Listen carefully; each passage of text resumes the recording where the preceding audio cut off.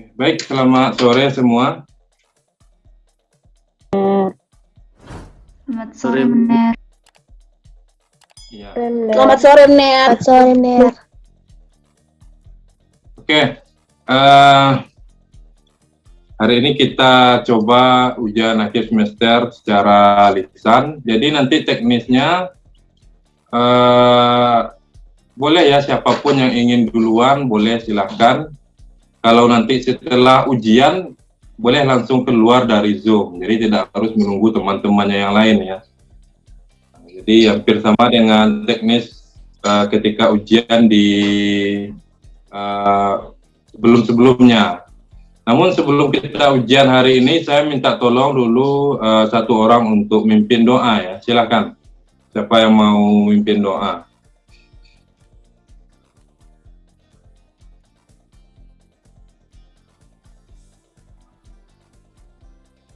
Siapa yang mau bantu pimpin doa?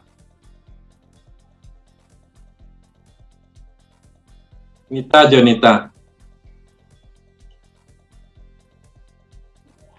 Baik, sebelum kita memulaikan ujian kita, mari kita berdoa, dan yang beragama Kristen saya pimpin. Doa dimulai. Terima kasih ya Tuhan untuk kasih setia-Mu yang masih Engkau berikan kepada kami hingga pada saat ini. Telah nyata ya Tuhan, Engkau telah menyertai kami dari pagi hingga pada sore hari ini. Pada sore hari ini ya Tuhan, kami akan memulaikan ujian lisan kami. Semoga pada ujian kali ini kami boleh diberikan kelancaran dalam menjawab soal-soal. Tuhan tetap sertai dan pimpin kami. Inilah yang menjadi doa permohonan kami. Di dalam nama Tuhan Yesus kami berdoa kepada-Mu. Amin. Amin. Oke, terima kasih ya. Sebentar, saya mau screenshot layar dulu untuk absen. Boleh ya, kalau yang lain juga silahkan aktifkan videonya supaya saya bisa screenshot. Sekarang masuk ke layar 2, tadi layar 1 sudah.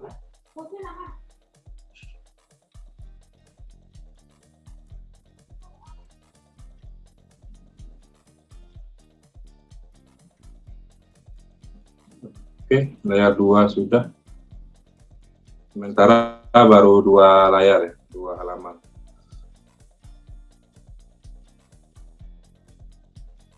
Oke, siapa yang ingin ujian terlebih dahulu? Silahkan. Jadi yang duluan ujian, dia yang cepat selesai ya. Bisa langsung keluar dari Zoom, tidak harus tunggu yang lain.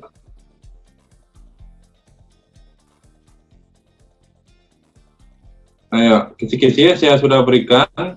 Itu berkaitan dengan notulen dan juga yang ada di silabus materi kita. Kemudian juga saya tambah nanti dengan yang kemarin saya beri tugas observasi. Nah, itu kan kemarin sudah Ngoni lakukan. Nah, itu nanti juga akan jadi beberapa pertanyaan nanti. Gimana? Tidak ada? Mita mau duluan? Boleh, benar. Oke. Bentar, saya admit dulu yang lain.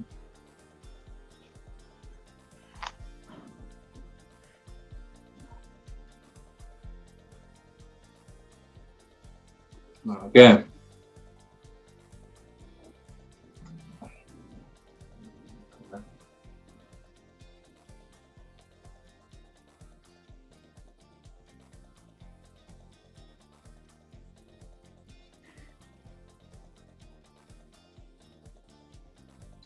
Nah, Nita, jadi kemarin waktu observasi kecil-kecilan di kampus, itu ada topiknya masalah sosial. Nah, boleh Nita jelaskan masalah sosial itu apa, kemudian beri contoh satu, contoh masalah sosial. Terserah di mana. Iya, benar. Baik, terima kasih. Menurut saya, benar, masalah sosial yaitu suatu ketidaksesuaian unsur budaya terhadap masyarakat benar. Jadi dalam masyarakat tersebut ada pertentangan antara unsur-unsur budaya yang baru benar.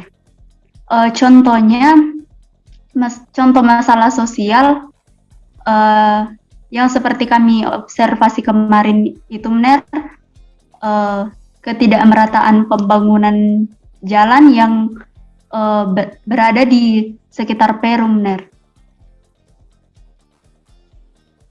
Oke. Satu pertanyaan lagi, apa beda fenomena sosial dengan masalah sosial? Berbeda dia atau sama? Fenomena dengan masalah sosial. Ya, beda atau sama dia?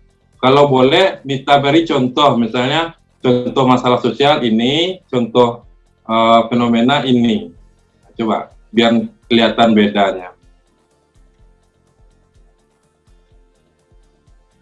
Kalau fenomena sosial, menurut saya fenomena sosial dan masalah sosial itu berbeda, Mener. Kalau fenomena sosial itu terjadi biasanya antara tidak disengaja dan disengaja. Fenomena sosial kan biasa misalnya Mener, banjir. Kalau masalah sosial itu kan adanya unsur-unsur kebudayaan yang bertentangan dengan masyarakat, begitu benar. Contohnya misalnya karena adanya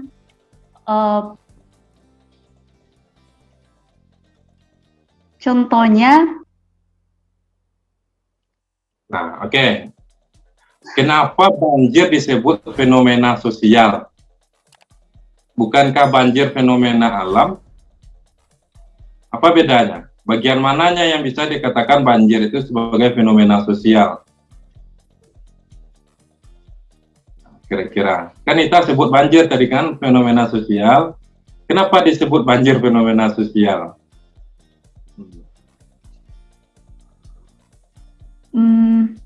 Menurut saya benar. Banjir itu terjadi karena adanya sebenarnya ada faktor dari manusia, benar. Contohnya karena manusia itu membuang sampah tidak pada tempatnya, benar. Dan ketika turun hujan, maka terjadi luapan air sehingga terjadi banjir, benar. Nah, itu kan bagus jawabannya.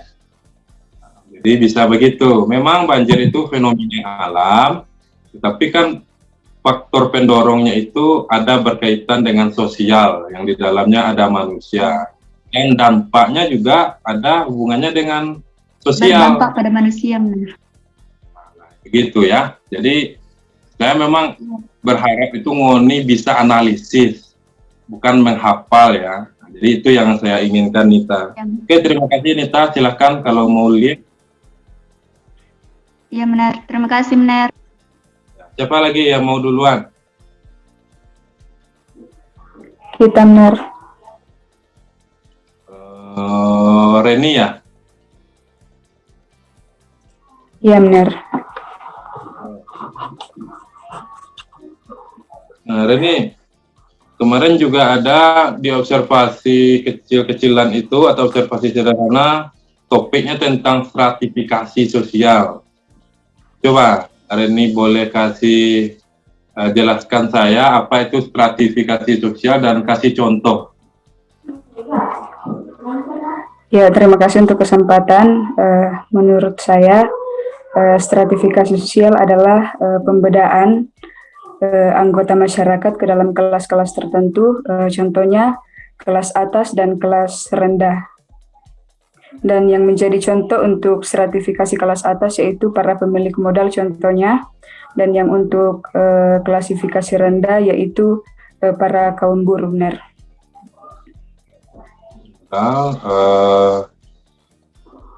Buruh yang rendah ya? Iya. Kalau di desa kira-kira apa contohnya, Rene? Untuk stratifikasi itu, benar? Ya, di desa. Ya, kalau di desa misalnya benar untuk stratifikasi kelas atas itu yang memiliki modal yang diberikan kepada pekerja, katakanlah pekerja kasar yang dari golongan anggota sosial rendah atau stratifikasi sosial rendah. Contohnya diberikan modal benar untuk mengerjakan sesuatu dan itu dimodali oleh para orang-orang yang berada di golongan atas dan yang dikerjakan oleh anggota masyarakat yang ada di makanya stratifikasi sosial rendah itu dalam pekerjaan apa? Sebut saja, bukan sesuatu, sebut langsung.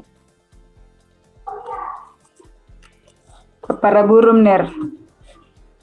Nah ya, coba. Ya, yang ada di yang pekerjaan bagi kelas rendah itu petani, buruh, dan untuk stratifikasi kelas atas itu misalnya pegawai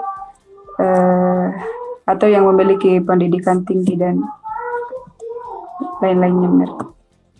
Oke, ini pertanyaan terakhir untuk Reni. Kemarin di laporan hasil diskusi ini ada yang mempertanyakan si Senden, apakah stratifikasi sosial ini menyebabkan konflik dalam masyarakat katanya? Iya, benar, menyebabkan konflik. Coba jelaskan sedikit, kenapa? Ya, jadi di dalam stratifikasi masyarakat itu bisa saja mengakibatkan konflik karena bisa saja karena perbedaan pendapat, juga kadang ada masyarakat yang tidak ingin atau berbeda pendapat dengan masyarakat kelas atas yang mengakibatkan konflik. Contohnya di dalam stratifikasi itu ada masyarakat yang tidak mau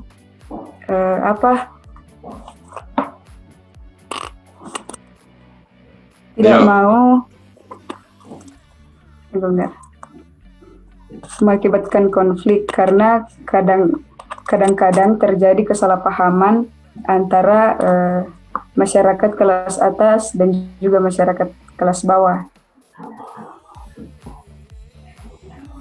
Contohnya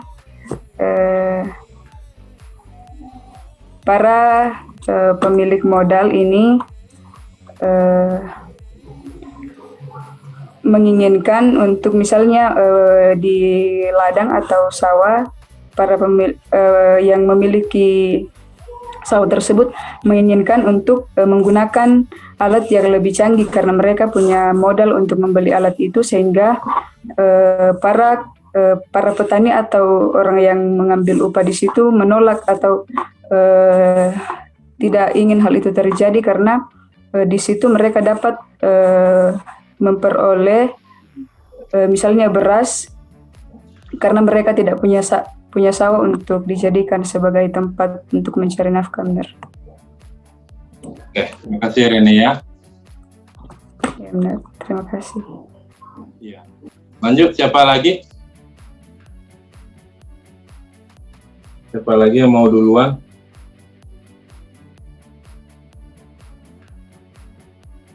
Oke, kalau tidak ada biar saya tunjuk langsung. Dori ya.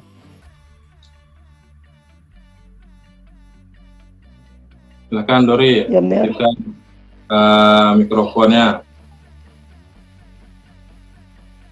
Siap, Mir. Oke. Dori, ini ada materi dari ya Allah.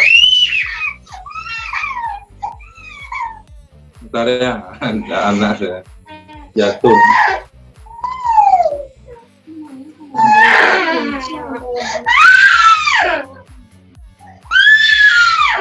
Jatuh.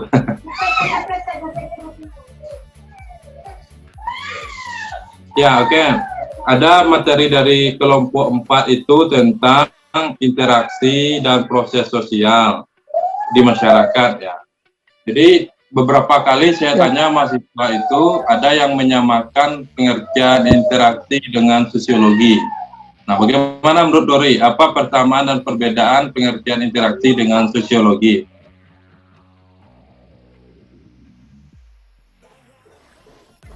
Ner bisa diulangi, Ner? Ya. Apa perbedaan pengertian sosiologi dengan pengertian interaksi sosial?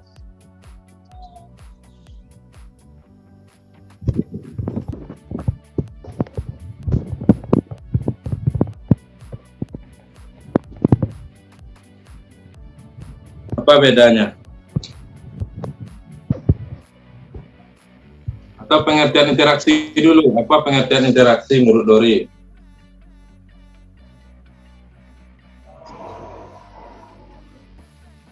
Oh ya, baik, Ner. Baik, Ner, terima kasih atas kesempatannya. Jadi pengertian interaksi menurut saya adalah suatu hubungan timbal balik, atau di mana orang kasih contoh di mana antara hubungan antara individu dengan individu yang melakukan satu komunikasi, itu bisa disebut dengan interaksi atau hubungan timbal balik. Kira-kira itu, Ner. Sosiologi? Sosiologi adalah salah satu cabang ilmu pengetahuan. Sosiologi sendiri itu adalah ilmu yang mempelajari tentang masyarakat. Sosiologi diambil dari dua kata, yaitu sosius dan logos. Sosius yang artinya masyarakat dan logos yang artinya ilmu, yang berarti sosiologi adalah ilmu masyarakat. Yang berarti sosiologi adalah ilmu yang mempelajari tentang masyarakat. Apa beda sosiologi dengan interaksi itu dan apa persamaannya? Ya, bisa diulangi, Ner? Apa perbedaan dan persamaan dari kedua konsep itu?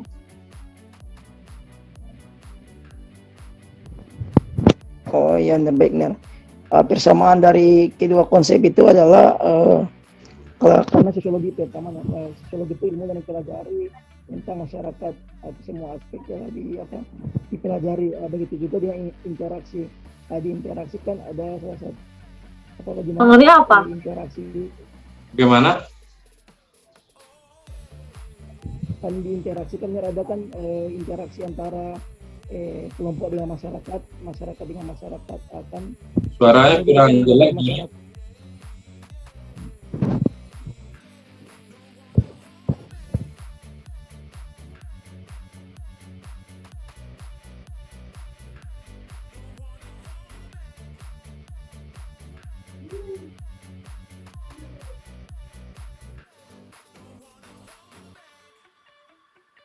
Oke, siapa lagi? Setelah ini Dori sudah.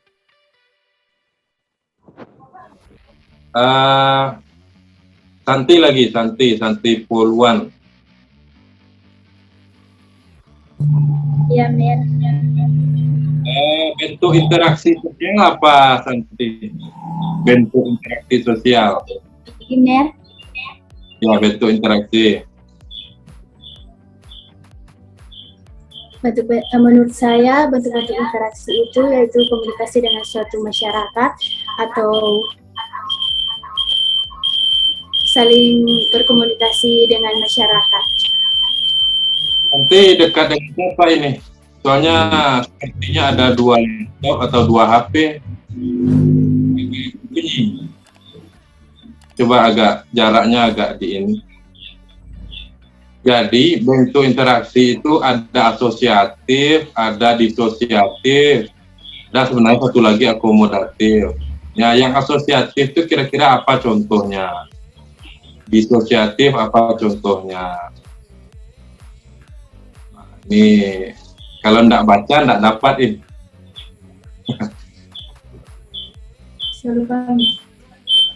Maka atau apa yang Santi ketahui tentang sosiologi pedesaan? Kalau menurut saya pedesaan itu adalah desa yang dimana terbentuknya suatu masyarakat kecil yang di dalam di dalam suatu desa memiliki lahan yang kecil atau sulit mendapat pekerjaan karena terdapat di pedesaan itu.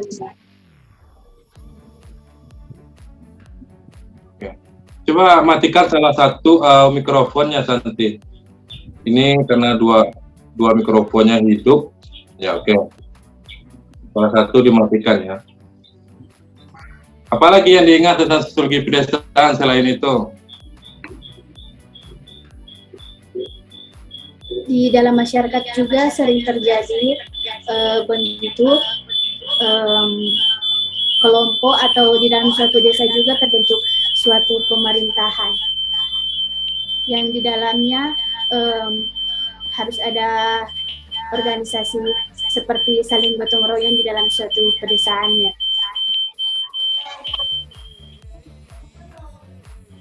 Oke, terima kasih Santi ya. Lanjut Resgiani.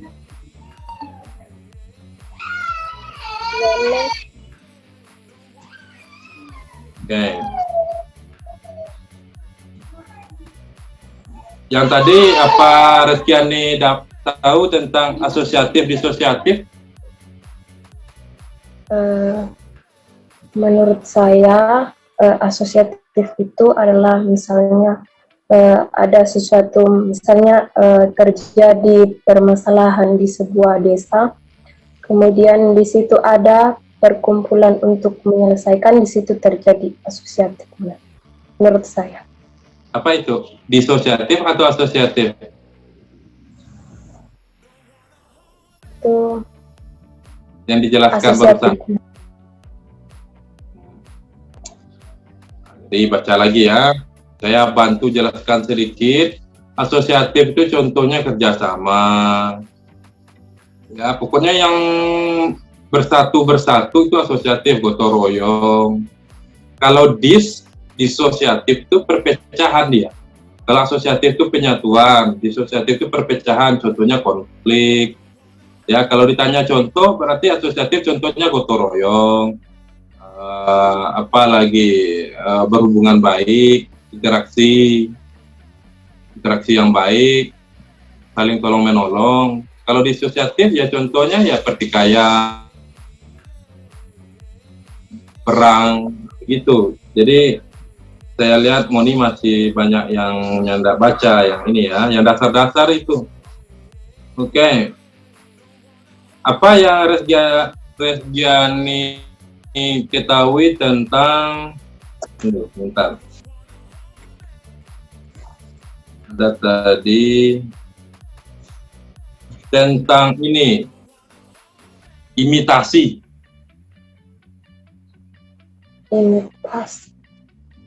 Nah, ya analisis juga. Kan sering dengar imitasi itu, emas imitasi, barang imitasi. Nah, kira-kira imitasi itu apa?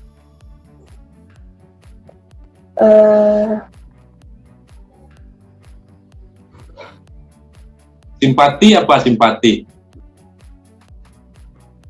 Simpati adalah menurut saya sebuah rasa yang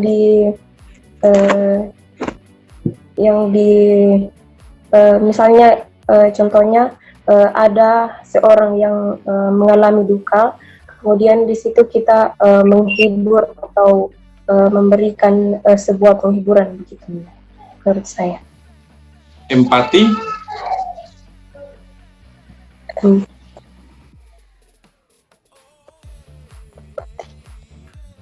Ya, ini cuma itu pertanyaannya. Simpati, empati, kemudian apa perbedaan dan persamaan yang kedua itu?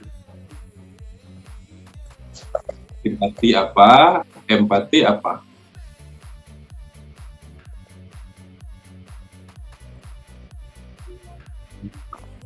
Nah, yang Resgiani ketahui atau yang Resgiani hafal apa tentang sosiologi pedesaan?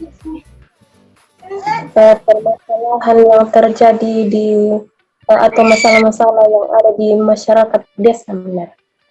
Nah, coba jelaskan. Yang pertama itu terbatasnya lapangan pekerjaan yang ada di masyarakat. Maksudnya masih banyak masyarakat yang kurang memiliki pekerjaan. Kemudian rendahnya tingkat pelayanan sarana dan prasarana di masyarakat desa. Contohnya itu seperti di desa itu masih banyak lahan yang masih banyak masyarakat yang belum mendapatkan sarana prasarana dari pemerintah. Kemudian rendahnya kualitas sumber daya manusia di masyarakat desa. Contohnya masih banyak pengangguran atau belum memiliki pekerjaan, seorang yang belum memiliki pekerjaan di masyarakat desa itu. Oke, terima kasih Resgiani ya. Lanjut Wasri. Ya, Mener. Tipologi desa, ya, Wasri tahu tipologi desa apa?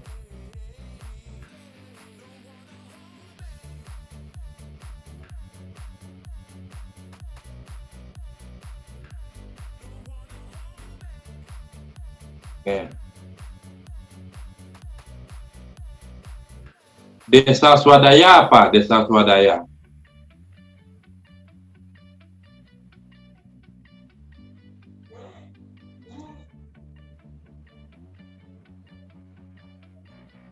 Oke, desa swakarya. Jadi kalau Ngoni harus cari internet dulu, saya tidak punya waktu menunggu ya. Analisis Jo, desa swakarya apa?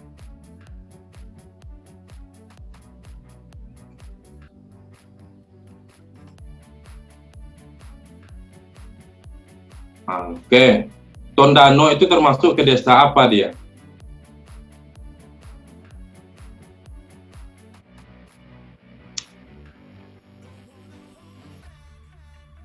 Oke, apa yang Wasri persiapkan untuk ujian ini atau yang Wasri hafal atau Wasri pelajari? Coba jelaskan. Tentang perubahan sosial, Mener. Coba. Perubahan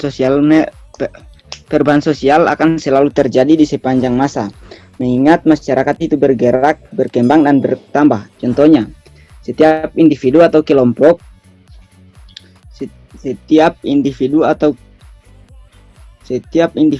kelompok dalam masyarakat pasti akan mengalami perubahan. Hal ini terjadi karena individu dalam dan anggota masyarakat itu memiliki pemikiran dan kemampuan untuk terus berkembang dari waktu ke waktu. Oke. Siapa ahli teori perubahan sosial itu?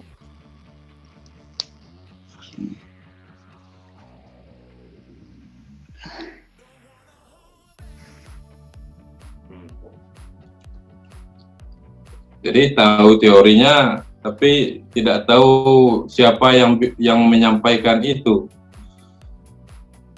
Coba. Tidak tahu ya. Oke. Oh ya, nanti kalau sesi ini habis kita sambung sesinya ya. Oke, terima kasih Wasri ya. Lanjut ke Sefra. Sefra Wungo.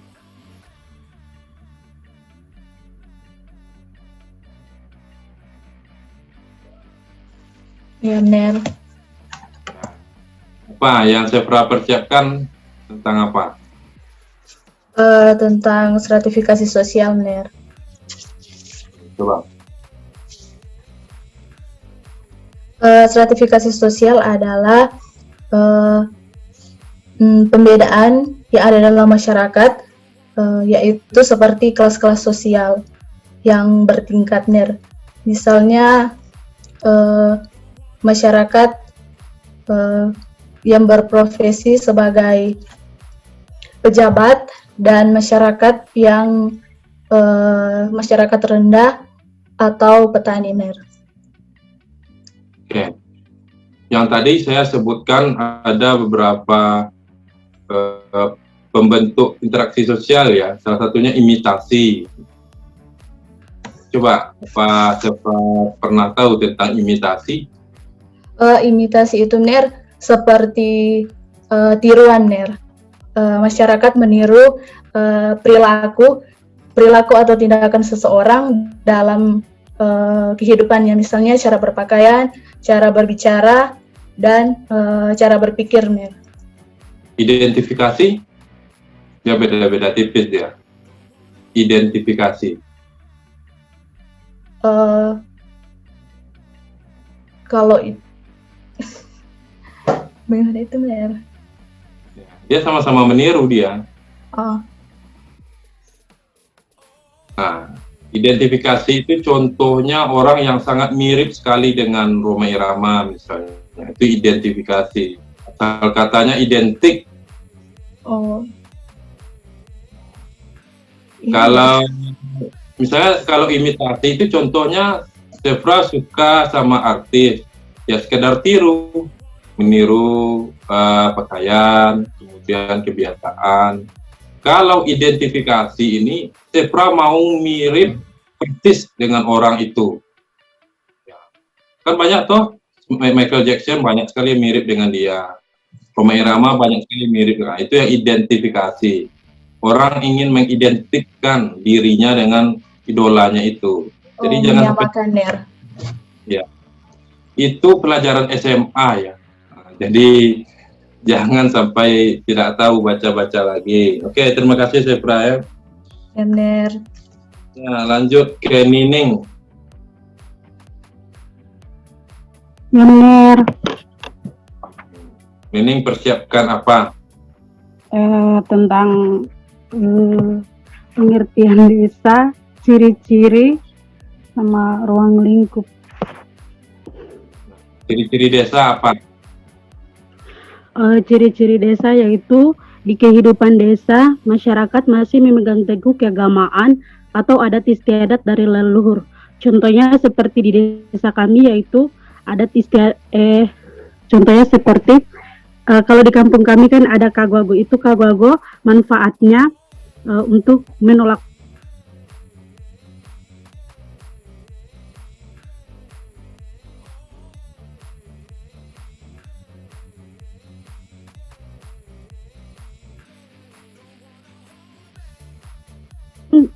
berbondong-bondong untuk datang membantu. Yang selanjutnya, mayoritas masyarakat desa itu memiliki pekerjaan petani. Terus yang keempat, fasilitas di desa. Mohon maaf Ner, ada anak kecil. Lanjut saja, lanjut. Lanjut. Yang keempat, fasilitas di desa itu masih sulit untuk ditemukan. Maksudnya fasilitas masih sulit untuk ditemukan di desa. Yang selanjutnya, masyarakat desa masih sulit untuk menerima hal-hal baru atau tertutup dengan hal-hal yang baru, Ner. Apa desa Nining waktu dulu nih masih kecil dengan sekarang sudah kuliah? Apa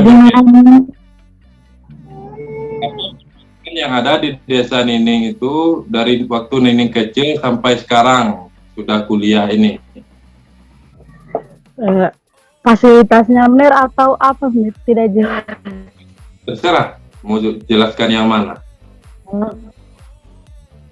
Kalau ada di desa saya Ner, seperti fasilitas jalan raya Ner.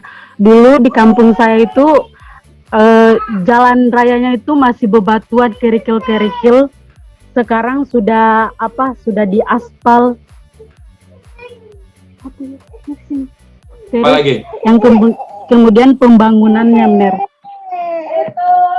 Kita di waktu itu nanti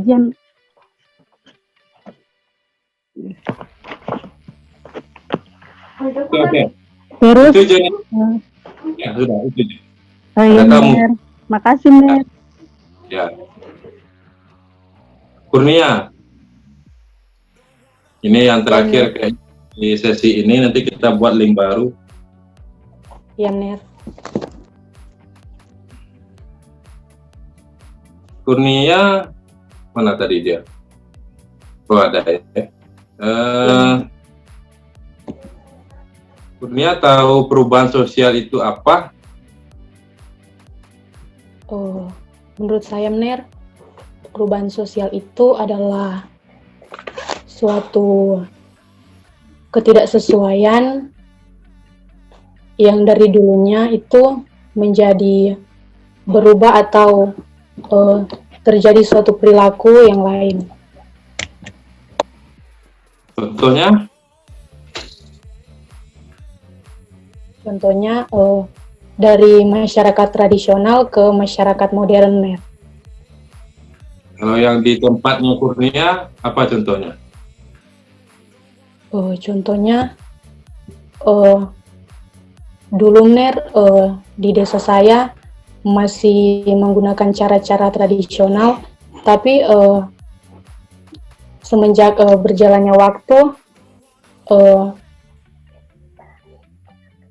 menggunakan teknologi-teknologi yang lebih maju, Mer. Apa cara tradisional itu apa contohnya?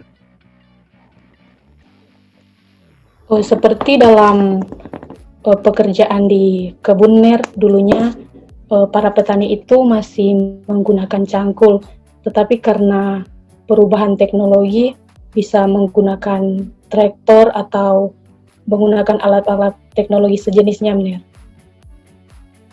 Oke, ini kalau dapat saya beri nilai di atas 80 ya. Ahli teori perubahan sosial siapa?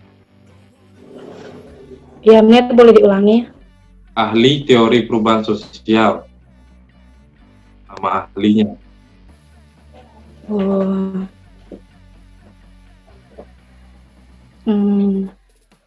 Agus Nggak tahu? Komner. Nah, kenapa? Kenapa Agus Kom disebut ahli teori perubahan sosial? Karena dia mencetuskan atau memberi pendapat bahwa perubahan sosial itu terjadi pada masyarakat dalam proses 3 tahap, yaitu teologis, metafisik, dan positif fisik. Perubahannya dalam hal apa?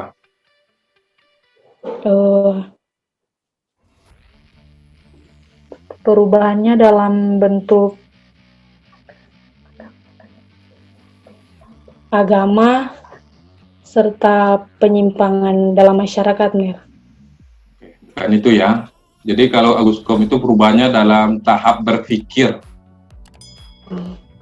Ingone harus tahu perubahan yang disebutkan Agus Kom itu tahap berpikir.